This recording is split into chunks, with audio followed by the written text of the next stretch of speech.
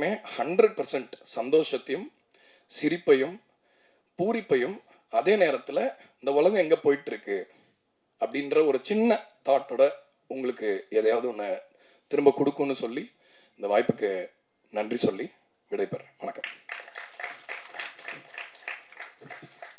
உங்ககிட்ட ரிக்வெஸ்ட்டாக வைக்கிறேன் நான். மற்றபடி சாங்குக்கு அவர் நீங்கள் எழுதுனீங்க, அவர் டான்ஸ் பண்ணிட்டாரு, நீங்கள் மியூசிக் போட்டீங்க, அவர் செட்டு எல்லாம் பண்ணிட்டாரு. எல்லாத்த விட எனக்கு வந்து டைரக்டர்கிட்ட இப்போ பேச வருவார்ல டைரக்டர், அப்போது டைரக்டர் எனக்கு சொல்லணும், அவர் யோசித்த ஆர்டிஸ்ட்டை விட நான் நல்லா சும்மாலாம் சொல்லக்கூடாது. நீங்கள் பொய் சொல்ல மாட்டீங்கன்னு எனக்கு தெரியும். பரவாயில்லம்மா, ஓரளவுக்கு ஒரு 90% பண்ணியிருக்கீங்க. அந்த அம்மா நடிச்சிருந்தா அந்த 100% நல்லா இருந்திருக்கும்ன்றத உண்மையை சொல்லணும். அந்த அம்மா பேரை சொல்லவே வேணாம். ஓகே, அது எனக்கு உங்களுக்கு அந்த இபி இந்த நாகராஜுக்கு மட்டும் தெரிஞ்சது அப்படியே இருக்கட்டும். ஆனால் நீங்கள் தயவு செஞ்சு அந்த உண்மையை சொல்லுங்கள். எனக்கு இருக்கும் இல்லை சார், என்ன தான் எக்ஸாம் எழுதினாலும் இந்த மாதிரி தான்.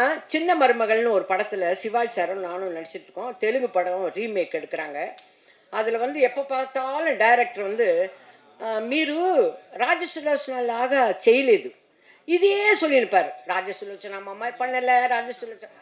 எனக்கும் வந்து நான் ஊருக்கு கிளம்புறேன் அப்பா, சிவாஜி சார்கிட்ட போய் சொன்னேன், அப்பா நான் ஊருக்கு கிளம்புறேன். ஏத்தா?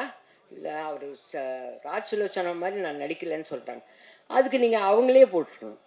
அந்த மாதிரி இந்த டைரக்டர் சொல்லலை. ஆனால் எனக்கு ஒரு ஆசை, அந்த டைரக்டர் மாதிரி இருக்க அந்த ஆர்டிஸ்ட் மாதிரி பண்ணனா அதை மட்டும் சொன்னீங்கன்னா நான் சந்தோஷப்படுவேன். மற்றபடி ஃப்ரெண்ட்ஸ், உங்கள் எல்லாருக்கிட்டையும் நான் ரிக்வெஸ்ட் பண்ணி கேட்டுக்கிறேன், தயவு செஞ்சு இந்த தீபத்தை அணையாத தீபமாக ஆக்க வேண்டியது உங்கள் கையில் இருக்குது. நீங்கள் தூண்டி விட இது பிரைட்டாக எரியும். ஓகே, நன்றி, வணக்கம்.